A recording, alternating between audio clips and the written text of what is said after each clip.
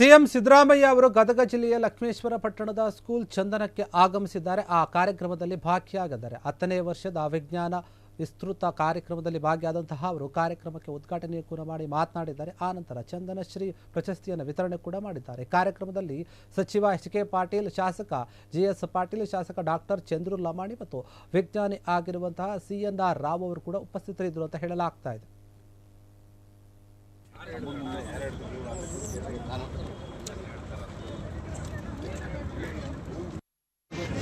ಇಲ್ಲಿ ಜಂಪ್ ಮಾಡಬೇಕಷ್ಟೇ.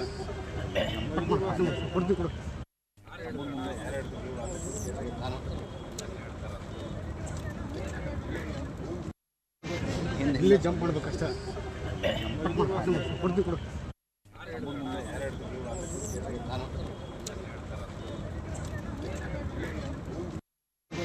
ಇಲ್ಲಿ ಜಂಪ್ ಮಾಡಬೇಕಷ್ಟೇ.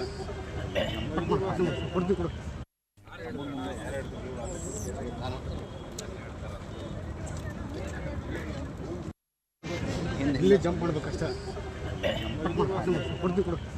ಕ್ಷಣ ಕ್ಷಣದ ಸುದ್ದಿಗಳಿಗಾಗಿ ಫ್ರೀಡಂ ಟಿವಿ ಸಬ್ಸ್ಕ್ರೈಬ್ ಮಾಡಿ, ಲೈಕ್ ಮಾಡಿ ಹಾಗೂ ಫಾಲೋ ಮಾಡಿ. ಹೊಸ ಸುದ್ದಿಗಳ ನೋಟಿಫಿಕೇಶನ್ಗಾಗಿ ಬೆಲ್ ಐಕಾನ್ ಮೇಲೆ ಕ್ಲಿಕ್ ಮಾಡಿ.